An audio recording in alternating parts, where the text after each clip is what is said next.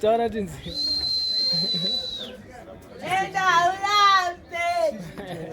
Abantu munozvimba kuendera Mado weAustralia. Nyado aporishwa.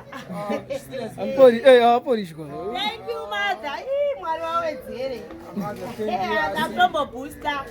Kote zvavamwe Clinton. I want to speak to Nyado. Only chance in Ndotaura nayo kuti Nyado, I love you Nyado. Ndikutumira mari within a second. Yato 1 month. Vana musamariga amuna.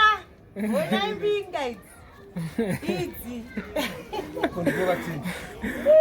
Thank you, moms. Thank you. Moms anopedza masports. Moms anopedza masports. Hwezha natsurodze bhuku. Hey Nyado. I'm so happy to hear your voice. Mara voice rangu. Apa aida tokuimbisa pa. Undiimbisa song remara inini. Aiwa asi Mwari amukomborere munena ndatokwereta mari. Chitiri kuya without minutes. Mwedzi wese. Kana musina mari musati nyepere vanhu kulandana. Thank you, Mother. Yes, I love you. Akabaisa.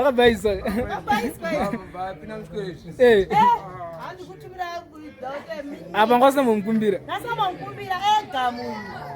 But moms akabva ngoti Thank you, moms. God bless you.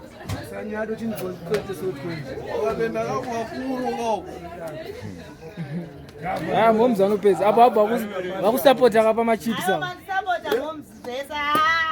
Thank you so much. So much, thank you. Wasimbisa. Mwari wawedzere. Wasimbisa. Matamena baza matimira Nyado Anthony ndoonawo.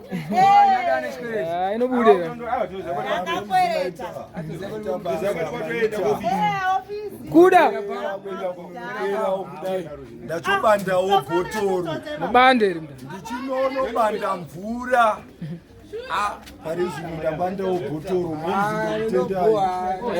Gore rangu ndakunopera ndakubandawo so.